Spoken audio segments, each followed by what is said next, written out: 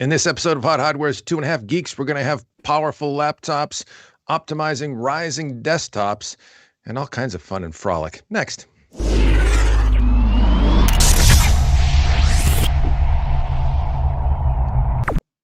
Welcome back to yet another fine episode of Hot Hardware's 2.5 Geeks. Good to see y'all. Dave Altavilla here, along with my compatriots Marco Chiappetta and Chris Getting behind the dials. How we doing, gentlemen? How's things in Glockamora, as they say? Yeah, doing good, man. Can't complain. It was a bit of a snowy week, bit of a busy week, but we're here. We're chatting with the good folks on YouTube, and things are good.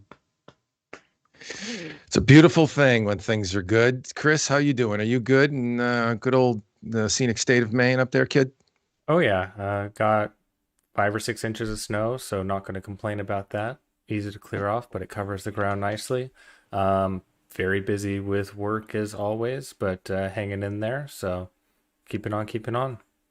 That's it, and you're darn sure right. You aren't going to complain about that because Marco and I got dumped this week. I got just short of 2 feet. I think it was around 20 inches of snow. Marco, what'd you tally? What'd you see? It was about the same. It was almost 2 feet, but then it warmed up and it rained and got icy the next day. But it's not bad. They did a good job clearing the streets over here, and my back is feeling all the shoveling I did. But with a couple of 40-degree days, we're in good shape now. I tell you what, I was talking to some folks from Dell earlier this week, and I told them they're out in Austin, Texas. I told them, yeah, we just got like 2 feet of snow, and they were like, what? We would die. I'm like, yeah, it's all in a day's work for us. We just cruise through this stuff, and we do. It's amazing. The road, you're right. The road crews and everything up here in New England, just really take care of business. And it's amazing how quick we do get back to business, even when Mother Nature tries to step in the way. But yeah, good stuff. Hey, I want to start the show with a little bit of a news segment real quick, kind of turbo around the horn here. Figured I'd mix it up. What are you working on in the lab, we'll call it? And because we got all kinds of stuff going on in the lab. So I'll start. I'm looking at the Samsung Galaxy S21 standard, the 6.2-inch OLED display version of that guy. Here it is right here, blowing out the camera because that beautiful OLED display. Really nice device. Very efficient in terms of, just in terms of mechanical design, very efficient use. That's a whole lot of display in a very small package. And Snapdragon 888 under the hood. And so really impressed so far with the camera chops. I will say that much. Don't want to get too into it. And then the next thing on deck I am hoping to see soon from the good folks at ASUS is the Flow, powered by Ryzen 5000 series under the hood. So cool stuff there. Marco, what do you got? So just published an article today with a couple of ADATA PCI Express 4 and NVMe SSDs. This is in the test bed. This is the Sapphire Nitro Plus Radeon RX 6800 right here. I just had a 2 terabyte Samsung 980 Pro show up yesterday, so that's going to get plugged in, and then pile of crap that's been here for ages. I don't know what else.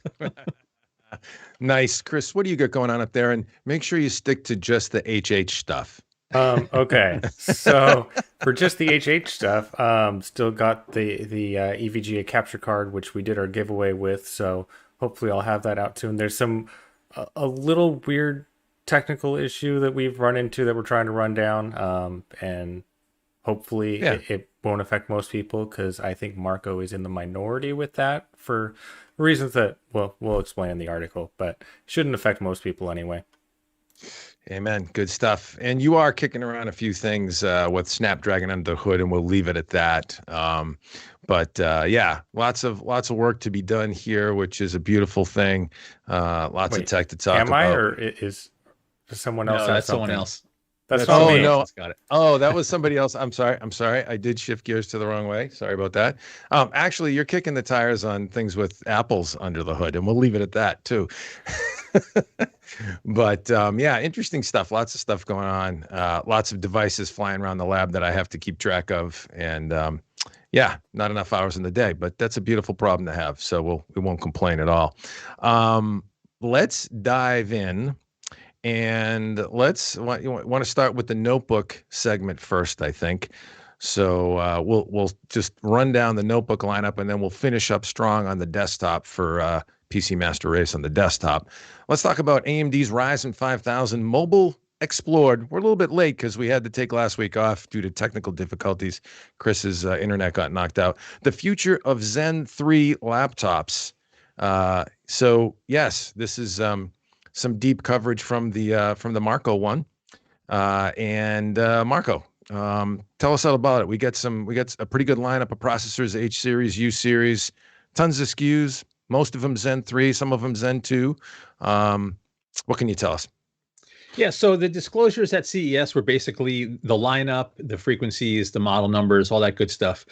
We knew most of the chips were based on Zen 3, and Zen 3 is a known quantity at this point, but there were some other features and some more nitty-gritty that AMD disclosed a bit past CES. I think it was about a week later. This article went up, I think the 26th, so it's only like last week. But yeah, so the Ryzen 5000 series mobile, it's more than just cramming Zen 3 into a mobile architecture. There's some cool new features built into the chips. Like for one, they have per core on-chip power regulation now. So the previous gen, let's say the GPU needed 1.1 volts. That meant everything on the chip got 1.1 volts. Now with the 5000 series, each core and the GPU, the voltage can be adjusted dynamically on the fly based on the load. So that's, leans itself towards much more power efficiency. And one of the things that AMD disclosed on the briefing, which I thought was really interesting, because the chips are pin compatible with the 4000 series, with the same exact platform, if you just took out a 4000 series chip and replaced it with the equivalent 5000 series, up to 2 hours of extra battery life. So that's pretty cool. Now that's due to more than just the on-chip power, the per core power regulation. There's also CPPC incorporated into these chips. It basically bypasses the OS and allows the processor to adjust power states much quicker and using finer, more granular data. It was all deep architecture stuff like that. All told, what we're looking at with the 5000 series, and hopefully we can prove out when we get that Asus notebook, is better single core, better multi-core with better power efficiency. And although the GPU is the same, it's the same Vega GPU core, up to 350 megahertz higher clock speed. So, like a 20 to 40% boost on the GPU, depending on the workload as well. So looking strong. I can't wait to play with it. Nice. Yeah. We've got in most of the chip double the L3 cache of the previous gen. So big fat caches as well, which should really prove excellent for bursty laptop workloads. Wascally laptop workloads. Good looking, good enhancements, good sort of rundown of optimizations from what we can see, that unified cache. Everything about Zen 3 should lend itself well to the mobile space as well. And then the power efficiencies you talked about. I'm impressed that in the same footprint, the same, pinout, you can go from Zen 2 to Zen 3 and, in the same chassis and everything for the OEMs. What have you heard? We've seen some initial performance results out there. What are your expectations for that battery life? Are we really going to see that in practice? Because obviously, some of these, you've got some higher core count chips, 6 and 8 core CPUs. When they're being taxed, they're gonna, regardless, you throw that many cores at it, they're gonna eat battery. That's. Yeah, I mean, with the Lenovo Slim 7 with a U series 4000 series U processor, it was the best battery life we had seen in a notebook. So assuming what AMD is saying is true, and this is more power efficient, I'm expecting more of the same, especially from the U series. With the H series, because those notebooks are, geared more towards gamers, going to have most likely discrete GPUs, they're going to push the frequencies and the voltage curve higher. Maybe not as much in those, but those kind of heavier, bigger, big iron notebooks, I don't think people are expecting awesome battery life out of those. But I think on the U series, they're gonna kick some butt. Yeah. And I'm looking at some of the performance comparisons They're showing certainly strength in single-threaded workloads, but also some pretty significant multi-threaded workload gains as well. Graphics performance gains up to 1.4x versus an 1165 G7. So they're comparing, in the case of gaming, you look at things like League of Legends, Dota 2, PUBG, some pretty nice gains over for the U series versus Tiger Lake. We just really got to kick the tires on this and prove it out. But good stuff. We've seen a few notebooks, getting out into the market now. I want to see more availability of this. What are your thoughts? What are you hearing, sort of in the tea leaves about some of the models that are out there? Is this, have they won the design wins? That they, the same kind of design win traction more perhaps than the Zen 2, the previous Gen 4000? Oh yeah, they disclosed 50% additional design wins. It's going to be a much more widespread availability than 4000 series, I think. AMD did say that the 5000 series mobile parts were already taped out when the 4000 series launched. So it seems like the play was to get these out the door quicker and wider, because some of the 4000 series notebooks went discontinued pretty quickly. But I think the push is going to be with these because it's, an across the board upgrade in terms of performance and efficiency.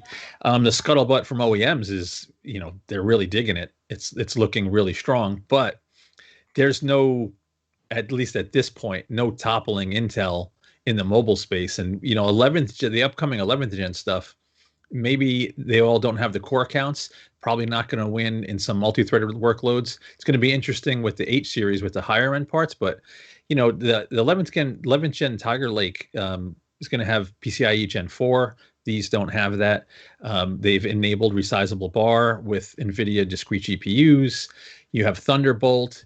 You got lots of interesting stuff on the Intel side too, and just Intel's a monster in the mobile space. They just have hundreds and hundreds of design wins. So, yeah, no, I would totally agree, and that was what I was going to dig in next. What are the shortcomings of the platform that we can look at or discuss a little bit? And as you noted, I'm surprised we don't have PCI Gen 4 yet on, because it's certainly available on the desktop platform, has been for multiple generations now. Wanted to see that, don't have it, and then the connectivity aspect as well with Thunderbolt 4.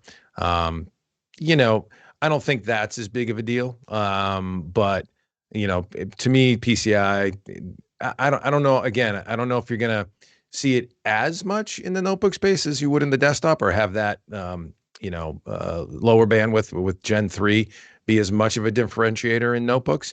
But it is also really nice. Like we've already seen some Tiger Lake notebooks getting up north of 5 gig on reads on the SSDs, on NVMe SSDs. So that kind of bandwidth is beautiful.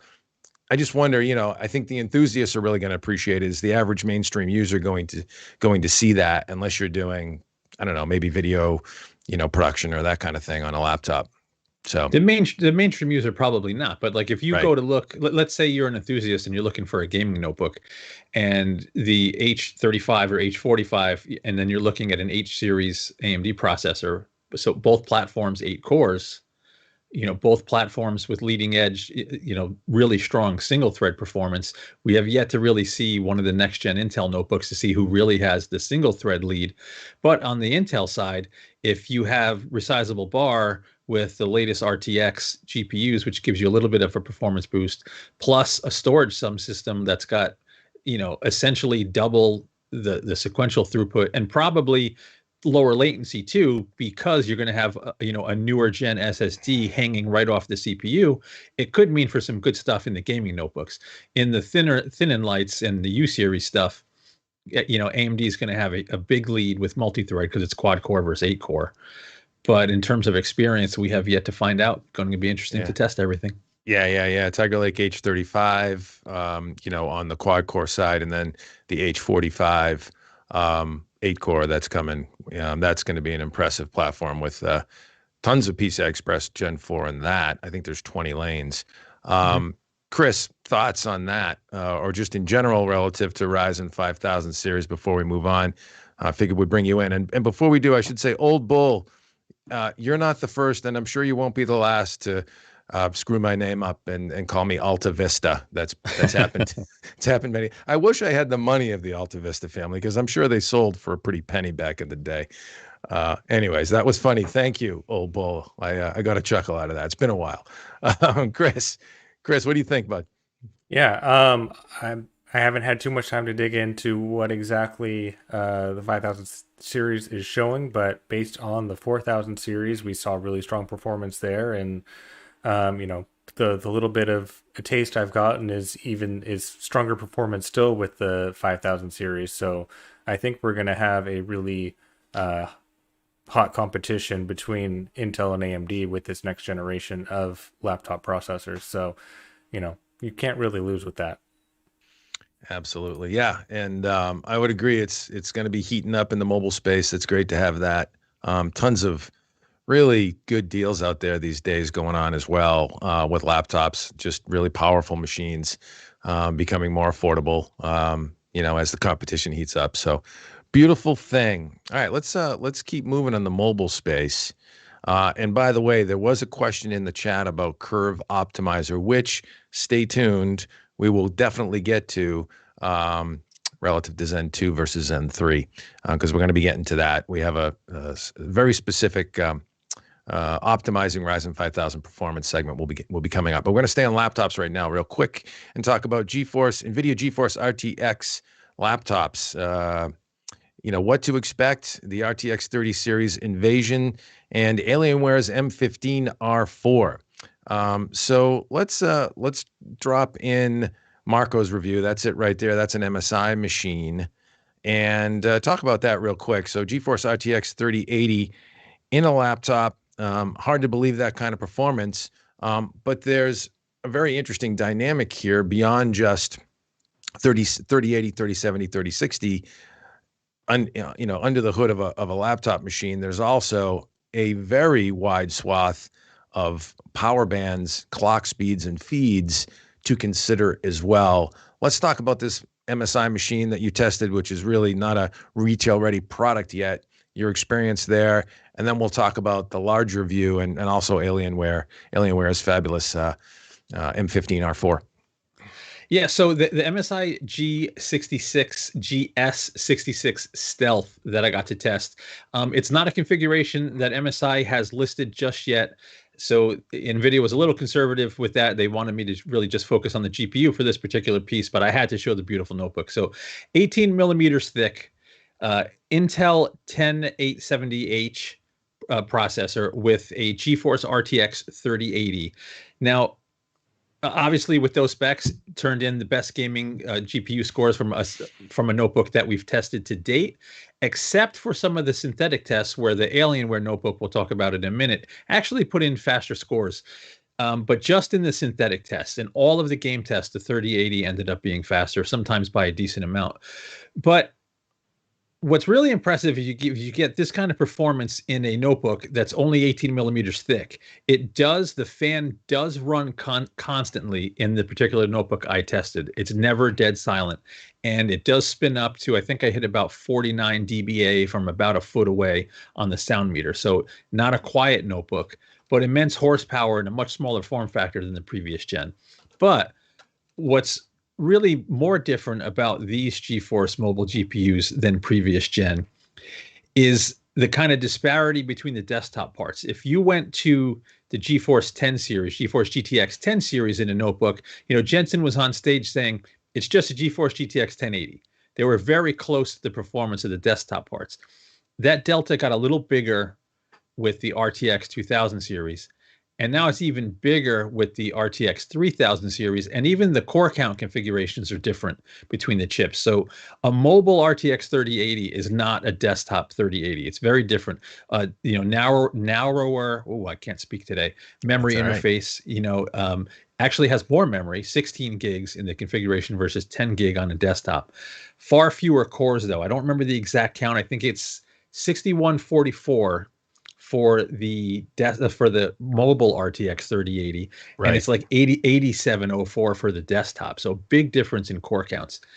So there is a big difference between desktop and mobile, but NVIDIA did come out with the most powerful mobile GPUs yet, is the bottom line. But there's caveats and other stuff to consider, which we'll get to. Yeah. No, absolutely. I mean, you do see a disparity between desktop and mobile. Obviously, it's a wider gap, as you mentioned, with this generation. But you can't refute that it is a significantly faster mobile GPU than we've ever seen. Just way ahead in some cases versus the previous gen 2000 RTX 2000 series mobile platforms. So interesting stuff for sure. What do you think about this MSI machine in general? Before we move on, we'll talk about the Alienware machine next, and then we'll come back to the whole speeds and feeds and power bands dilemma. I can reach it. Here it is.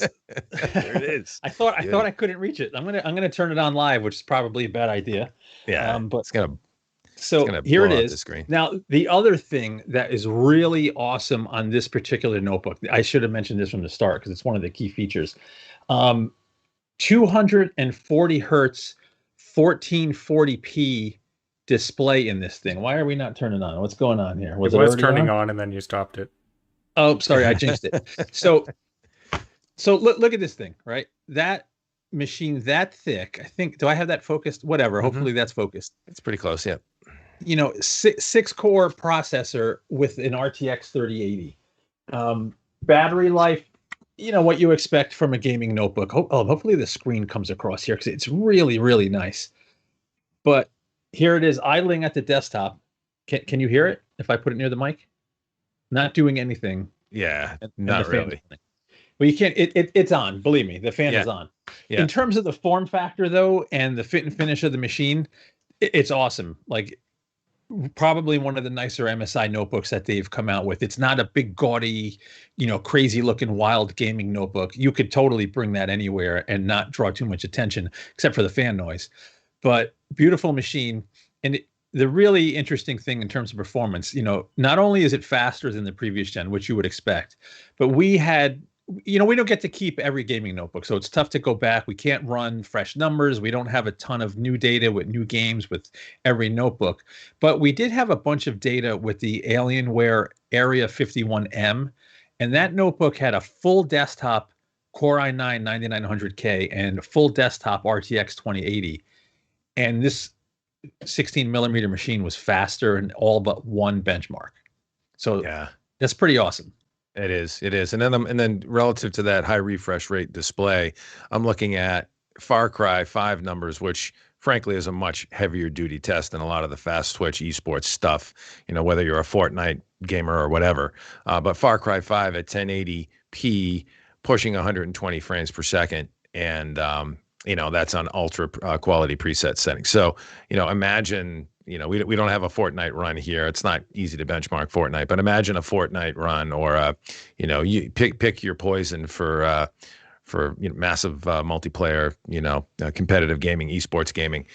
Yeah, really nice to be able to push, 120 hertz and higher, 120 frames per second and higher in a notebook on, some AAA titles. I mean, we've got Gears 5 here too, 1080p high preset at 122 frames per second. I mean, that's pretty screaming fast.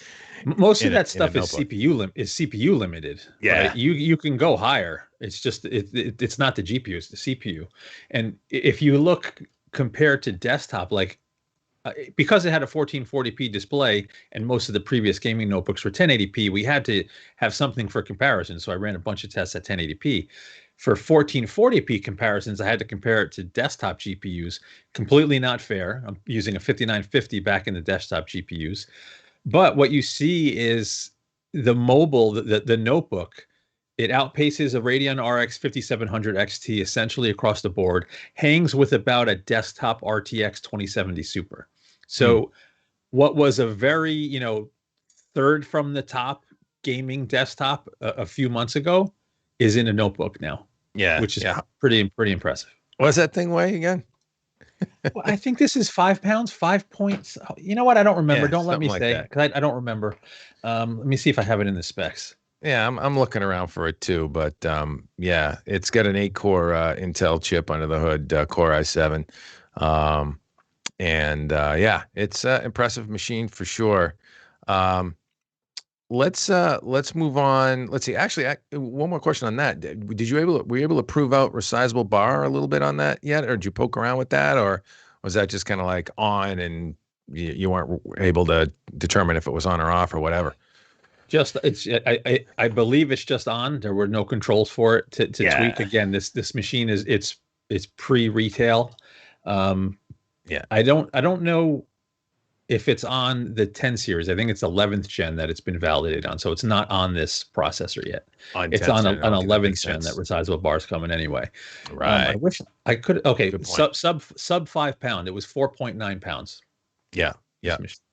Cool stuff. Cool stuff. All right, let's move on to Alienware's M15R4. Alienware M15R4 review, excuse me, a GeForce RTX 30 series Invasion. Chris, if you could light that up for us, I'll drop it into the chat. Should have sent the MSI review as well. This is an example of actually not the MSI review, that's your launch review. At any rate, this is an example of a retail ready laptop. The MSI machine actually isn't quite ready for retail yet, but you can pick one of these up right now. Alienware M15R4. It is powered by an Intel 10th generation, same processor actually as in that MSI machine, Core i7 10870H 8-core with a GeForce RTX 3070 8 gig GDDR6 on board, terabyte PCIe NVMe solid state drive, 16 gigs of DDR4 RAM, just jacked up. And this actually came with a 15-inch 4K display, OLED display, no less. So absolutely dialed configuration, beautiful machine, lots of performance under the hood, and very well appointed in the Aura, excuse me, the what's the design language that Alienware calls that? The legend design language, which is that cool, RGB LED in the back and that sloped kind of spaceship look. It's really a sleek looking machine in Aura Glow White, I think. I forget what the name of the color is, but yeah, impressive looking machine and chalked up some pretty impressive performance in the benchmarks as well. This is a very fine example of an RTX 3070 laptop, and we saw it actually bumping into the MSI machine with an RTX 3080 on board, right? Yeah. The difference, though, so there's the two differences. One, full retail ready, tuned, ready for market. Two, 21 millimeters versus 18 millimeters. Doesn't sound like a lot. Yep. But when you add that extra height and all that extra surface area on the cooling system, I think you end up with much higher sustained clocks on the GPU while it's gaming, and higher peak clocks too. And for some tests, that 3070 ends up being very strong. And you also got to keep in mind memory bandwidth is the same. So if you're not compute limited and you're not CPU limited, there's going to be situations where they're going to perform very similarly. And I think that's what was going on in some of this stuff here. Yeah, yeah. And actually, interestingly enough, though it's deceiving. It looks like it could be a chunkier machine, but it's not. It might be a little bit, thinner or thicker on the Z height, excuse me. It's 20 millimeters. But it's only 4.65 pounds. So it's not it's not a heavier machine. Chris, what are your thoughts on this? You get a chance to look at the M15R4? I haven't seen the R4. I've been so checked out of tech with work. It's been unreal. But, seeing these performance numbers, and it's not, again, surprising to see that a 3070 mobile is on the heels of a 3080 mobile, because every laptop build is just so different. They have different thermal priorities and everything else, that what number is on the GPU doesn't necessarily mean you're going to get X level of performance, just because there's so many factors involved. But it definitely does give a good reference point, I guess, of where to start. But yeah, everything else from the thermal design, the power draw, everything else that it's designed for plays into it too.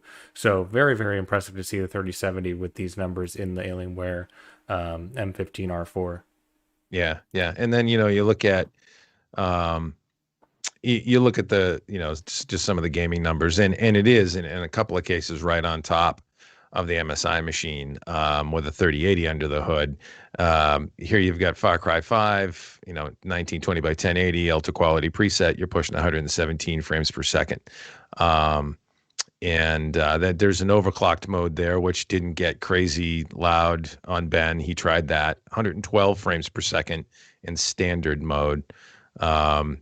And then Gears 5, same kind of thing. 1080p, high quality preset, 116 and overclocked 109 in standard mode. So interesting launching point. And before we do, we'll just finish up and say, check out the review. I dropped a link in the chat. Two very fine examples of RTX 30 series laptop, but an interesting launching point here to talk about in general about the confusion that could come to pass in the market in terms of what an RTX 30 laptop is, what all these different GPU brandings mean relative to performance, and I guess just how to sift through it.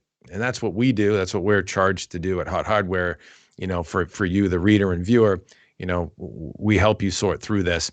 So, Chris, I sent you a link in our chat here. I'm going to drop it into the chat in the YouTube stream. There it is there.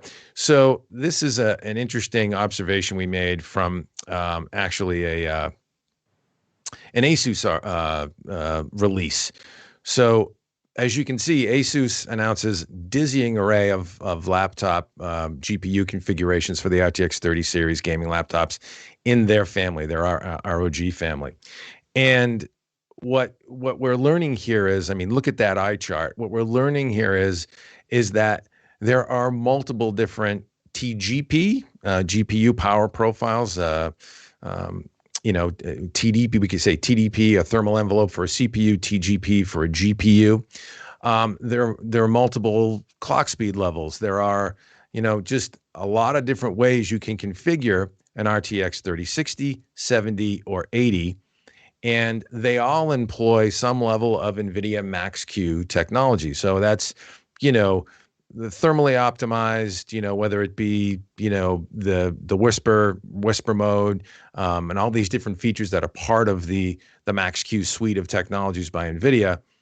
But the bottom line is, depending on the notebook configuration, depending on the OEM, then how they configure the GPU, you're going to get vastly different performance profiles. And so you need to know what the clock speeds are. Initially, there was a bit of an outcry that NVIDIA should be calling them, Max-Q with, some varying degree of different types of Max-Q, what the different power levels are. Full fat, maybe it's Max P, Max Q for low power, Max P for performance, whatever you want to call it. But then actually NVIDIA stepped up and did something smart. At least I think they did. And they said, no, we're just going to instruct the OEMs to detail the specs for the GPU configuration that they're setting up. So if you have a 3070 under the hood, how did you dial it up? What's the TGP? What's the clock speeds? And that's what you see in that massive grid from ASUS there in that article. What are your thoughts on this, Marco? And what should consumers be aware of moving forward? Because there's a lot to digest. If you look at ASUS alone, there's a lot to digest here. I'm torn. Yeah. I don't like that consumers will now have to get down into the nitty gritty and look at the GPU clocks when they're picking a notebook, right? That's a little bit of a pain. The flip side is, on the desktop, you have all these OEMs that have custom GPUs, and they're all at different clocks. And it's depending on the thermal solution and what that particular company is willing to back up with their warranty, and what, how much headroom they want to build in, they're going to use different clocks. And now it just seems notebook builders can do the same thing. So I don't know, like as a nerd, it wouldn't be a huge issue for one of us to go buy a gaming notebook, but you get somebody that's getting into gaming, they're maybe not the most tech savvy. We know how some gamers think they know what they're talking about when they don't, and they're looking at specs, and they're going to end up with a machine maybe that's not as fast as another because the GPU specs are different, and they're buying strictly based on model number. So this is a bit of a minefield that I think has to shake out a little bit. I don't think we're at the final stage of all the developments in this story. You might be right, because it is confusing, and you do need, you would think you need to specify for the consumer at retail, here's what's under the hood, because the average consumer isn't going to know that. And I would even argue that the average consumer, that isn't necessarily a hot hardware reader, but just mainstream, gamer demographic even, probably just knows, yeah, I want a GeForce and I want an Intel CPU. And that's kind of it. They just know GeForce good, discrete GPU good, no GeForce not as good. I mean, there's a lot of folks in that swath. And so what would a max Q designation, if we had one, mean to them? Probably not a lot. So it is a minefield. It's a lot to consider. But you would think at least at retail, like in a brick and mortar store, hopefully you would have a salesperson. I don't know if it's asking too much, that could explain what the differences of a max Q designation might be. I'm probably a little naive there. I just want to point out something that's maybe even a little more confusing. When we look down here, I see a 3070 with a boost clock of 1600 megahertz, a 3060 with a higher boost clock. All the other stats they're showing, they're the same, but the core count's going to be different, and that's not showing.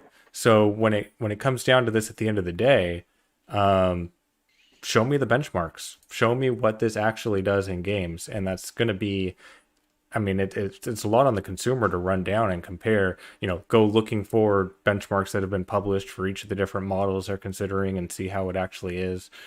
That's a lot. I mean, I'm not saying it's a bad move to have so many different options for the manufacturers to implement and fine tune, but it's definitely a challenge.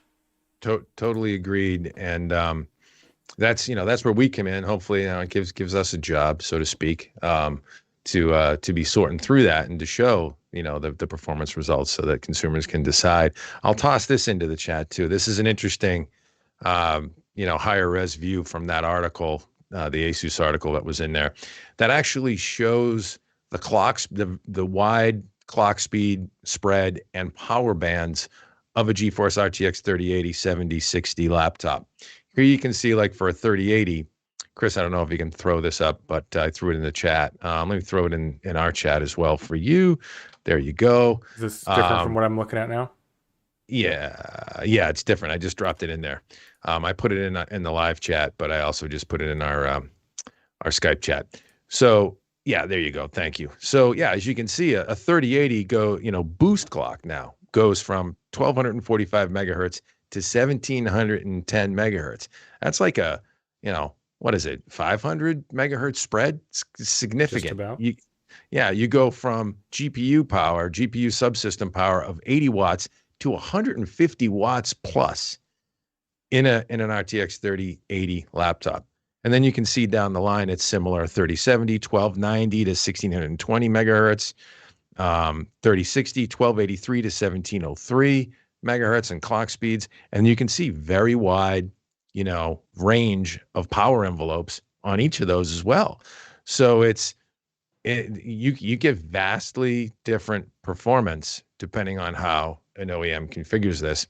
So yeah, it's a tough one. It's a tough nut. I was talking to a few of the folks at NVIDIA about this. They are struggling with, they want to be transparent. So the first reaction was, hey, have the OEMs say what the clock speeds are, and that's why Asus stepped right out, and others are going to follow suit. Here's our clock speeds. Here's our power envelope speeds and feeds.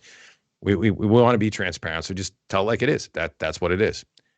But and that's the right approach. But I don't know if it's the final answer, as you noted, Marco. It's a tough one because there's lots of stakeholders in this, and some laptop manufacturers might not want to advertise, that their GPU is dialed down, and some might, because theirs is dialed up. The other thing to consider is not everybody wants the most powerful GPU. Maybe I want my 3060 to be dialed way back because I'm more concerned about battery life, that kind of thing. So, but knowledge is power, and I just don't know how you make this easy.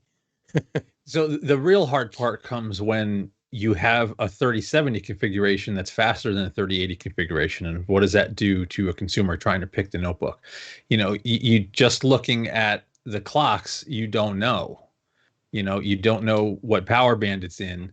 So that's the part that I wish there was some sort of designation, or NVIDIA should set a range of specs where a 3060 is never faster than a 3070, and a 3070 is never faster than a 3080. So if a consumer just buys based on model number, they know, all right, at least the one I got is faster than the lower number, where it may not be the case. So it's how do you make that true for every use case too?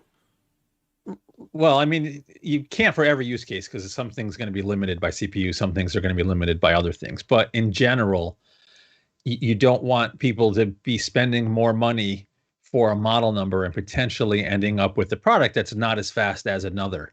You're going to, because there's also newer form factors here and they're pushing into thinner and smaller form factors, you absolutely are going to have smaller machines that just don't have quite the robust cooling solution that won't hang with a bigger machine that may actually be less expensive, right? Because you're paying for that thinner form factor too. Right. So you might have one of these slightly larger, technically lower end notebooks that ends up being faster just because it has, a beefier cooling solution and the specs on the GPU are cranked up. It's just, it would have been better if there was some designation, whether or not it's max Q or not, just something to make it easier to pick this out. Yeah. I would agree. But it's really a tough situation. I don't think there's an easy answer in general. I don't think you're going to please everybody. But, I think at least NVIDIA is listening. I think the move initially they just said, hey, we're calling it 3080, 7060. And leaving it to our laptop OEMs to go configure it how they want, and then yes, let the tea leaves fall and read them where they lay on the performance in the reviews. That's not an unreasonable initial approach. Hey, we all know in the technical press community that laptop A, laptop B with the same or similar configuration, especially mostly when it comes to gaming laptops, can perform very differently. That's just the way it is due to thermal design solutions. It's just the way it's been since the beginning of time. You see variability. It's the nature of the beast. But yeah, this adds another wrinkle with the much wider power bands available in a 30 series GPU. Anything else to add in there, Chris? Did we miss anything on this? Yeah, I mean, there's going to be more to discuss, and I think this discussion is far from over. But yeah, I mean, I think a lot of the concerns are out there, and there's not quite a good solution, but it's not necessarily the worst problem to have either. Yeah, I mean, there is that paralyzed by choice problem that people are going to face, but at the end of the day, you can still compare a 3070 to a 3070 pretty easily looking at the different specs. But as Marco said, when you do get to a fast 3060 or a slow 3070, or the same thing with 3070 to a 3080, it gets into murkier waters. So it's tough. Yep. And I would offer this. Let's not, let's be real careful of any vitriol towards NVIDIA on this deal, because I do not, and I spoke with them in detail about this. I do not get the sense that there's any intention to obfuscate or hide anything. No, if anything, this is showing more information to the consumers that necessarily wasn't available before. So I do applaud that move.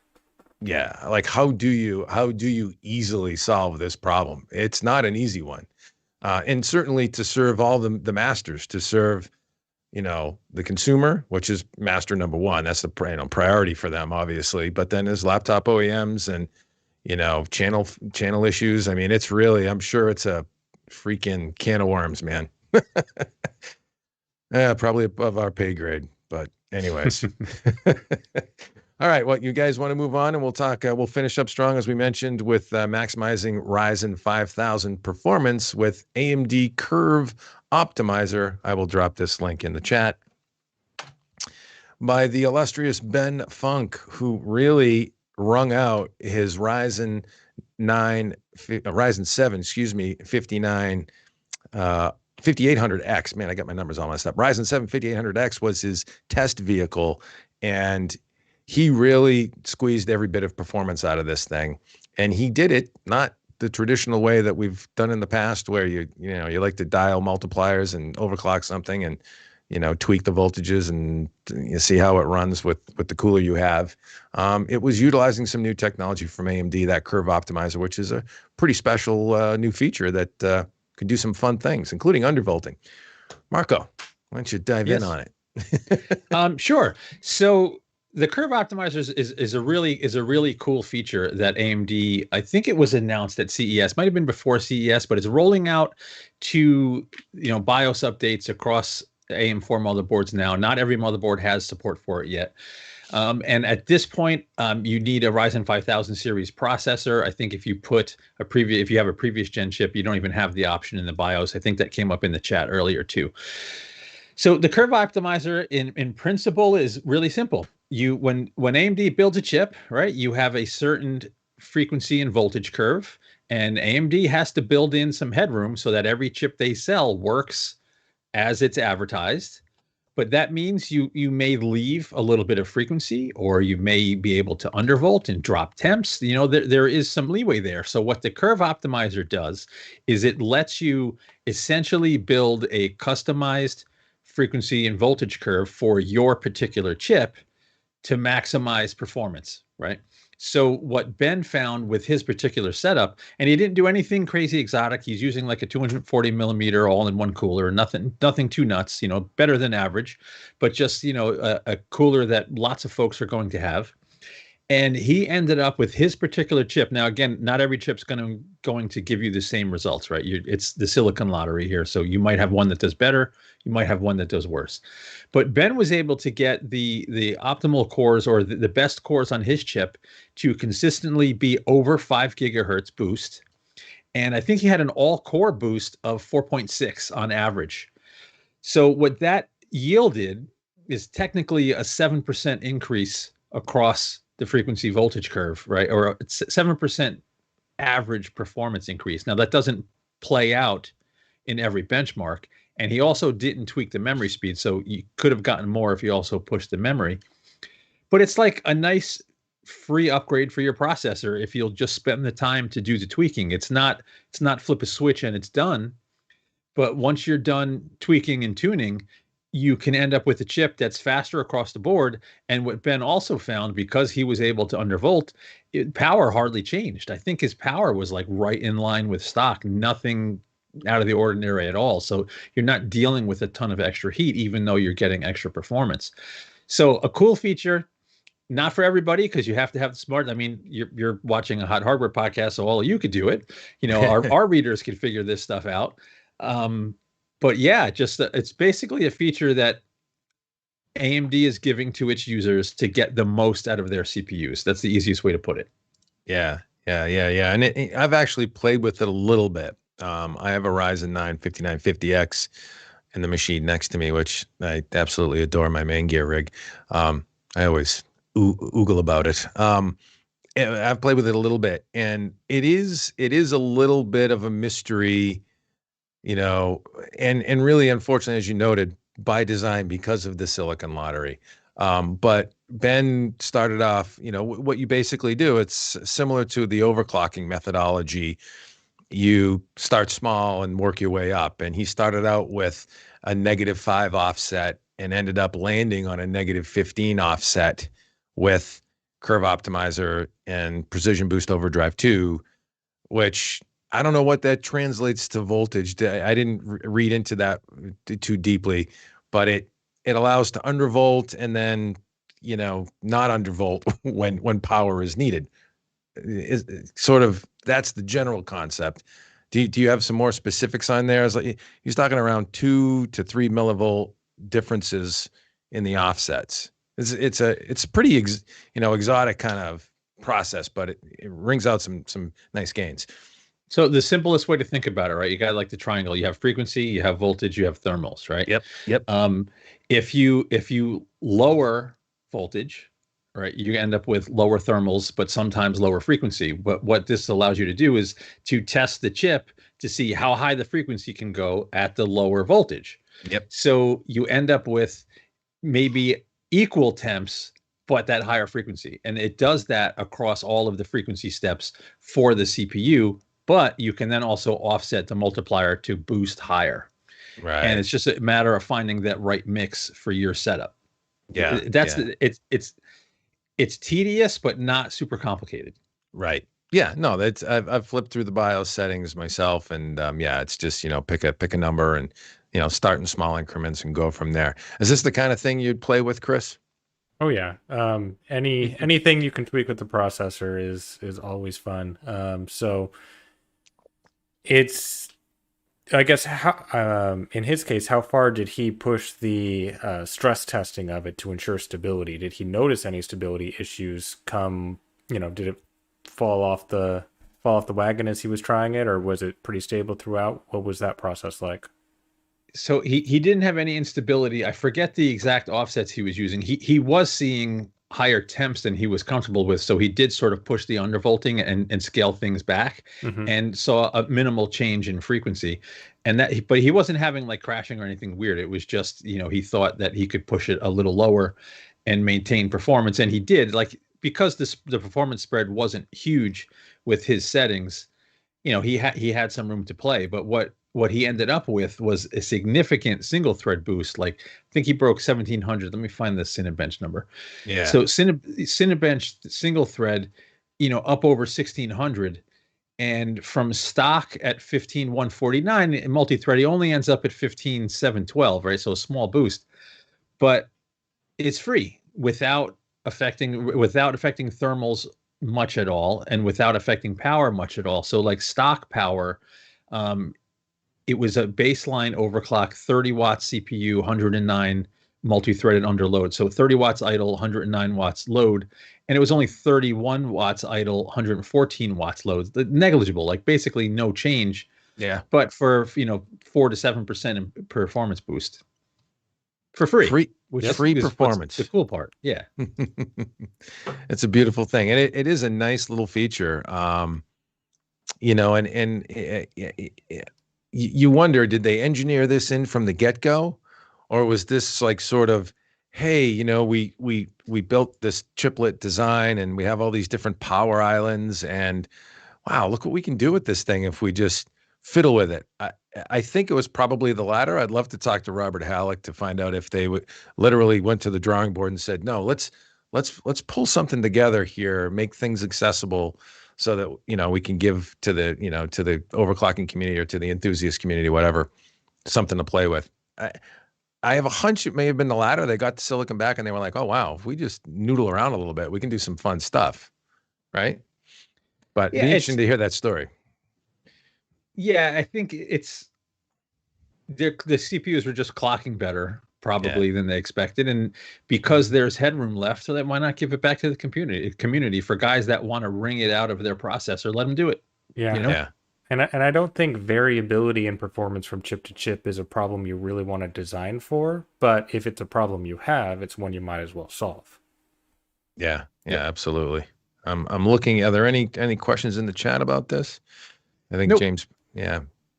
James Pryor was talking about less thermal budget if you increase SoC voltage, and that that's kind of that's what's interesting is that's kind of the old school way we used to think of overclocking was let's bump it up another 1/10 of a volt to to stabilize the overclock, when this is, it's counterintuitive to that. We're actually bleeding off some voltage on the curve to maintain stability and get back some thermal headroom as a result of that, allowing the clock speed to scale up, which is pretty cool. Pretty cool. Yeah, man. And that wraps us, right? I would say. Yeah, for the most part, I think we should probably pimp a couple things. We got to Yes. pimp. If you notice under the Pimp video, away. Yeah. that new Hot Hardware merch store is rocking Yeah, down there. baby. So everyone go get themselves some hoodies and mugs and tees. We can do a ton of stuff. If you hit the Teespring site and you see any of their merch that you want Hot Hardware branded, let us know, because I can do that super quick for you guys, and we can add stuff to the merch store. But that is new. We're approved. That's running. We resisted for ages, but we finally set up a Patreon as well. So if you hit Patreon and you want to support Hot Hardware, keep us doing what we do, please go check that out. There's 3 different tiers like most folks, and there's different perks depending what tier. But the Patreon is up and running. It's public. It's going. It's rolling. It's doing its thing. And I think that's about all for the new stuff. The contest just ended. We didn't pick a winner yet for the contest we had running. We should probably have that up in the next day or two. But yeah. All good stuff. Do we have any patrons yet that we should be shouting out? Oh yeah, we do have a couple of patrons. I need to pull them up. Yeah, we have 3. We just started. We have so one of them was a one-time. Yeah, one of them was a one-time deal, but we have 2 that have signed up. Let me go get their names. I'm going to remember in a moment. Oh, okay, good for you. Well, while you're looking, I just tossed it into the chat. Hot Hardware gear and our patron page. Become a patron if you'd be so kind. We'd love to have you with us, and you get some exclusive stuff, some exclusive access as well, forthcoming. But I also dropped a link to the merch store for Teespring, and you can see Hot Hardware hoodie, t-shirts, and hoodies, t-shirts, and the mug. I will say I have already sampled the blue tee. It is a very nice brushed soft cotton. It's a cotton blend, mostly cotton, but it has a really nice sort of slightly stretchy feel to it. Really a nice smooth cotton shirt. I like it a lot. I would wear it proudly in public, and comfortable in it as well. So there. And we need to thank Ralph, Vladimir, and Glug. I'm not gonna. Glug's email address has his real name, but his username is Glug, so we're gonna call him Glug. Thank you guys. We appreciate being the first 3. You guys rock. It's awesome. It's awesome. Yeah, we like it. Good stuff. Thank you. Good stuff. So yeah, and if you do have ideas, as Marco noted, for additional merch that you would like with the HH love emblazoned upon it, please let us know, and we'll go ahead and get it done. Show me your hot hardware. I like that. We could work some. We do need to work some fun sort of slogans in there, right? Yeah. That's what we should do for the next contest, like the next t-shirt. I wanted to do something funny, like, oh yeah, built it, tweaked it, voided the warranties, something like that, like just fun PC stuff that only dorks like us would get. But yeah, I think people would like that, Tagline contest. That's right. Thanks, James. Yep. Exactly. Thank you, James. We did discuss that concept. Designs too. Yes, sure. Designs too. But yeah, we should give some cool stuff away, and have a tagline and design contest. I like that. Good idea. And I did drop in the last giveaway we just did with the good folks at Lenovo. We need to give those prizes away. There are 3 winners coming, and one of them will get that beautiful ThinkPad X1 Carbon sweet laptop. And we're always giving stuff away. Almost every month we have a giveaway of cool gear. So stick with us. Find us on the web at hothardware.com. I just hit our patron link. You got our merch link, twitter.com/hothardware, facebook.com/hothardware, and here on YouTube, Hot Hardware Vids. Please thumb up and subscribe. We would love to always have you with us when we go live in the Geeks podcast. And of course, reviews. We do tons of that stuff too. So there you have it, right, fellas? That's right, sir. And with that, we will say good evening and thanks so much for stopping by.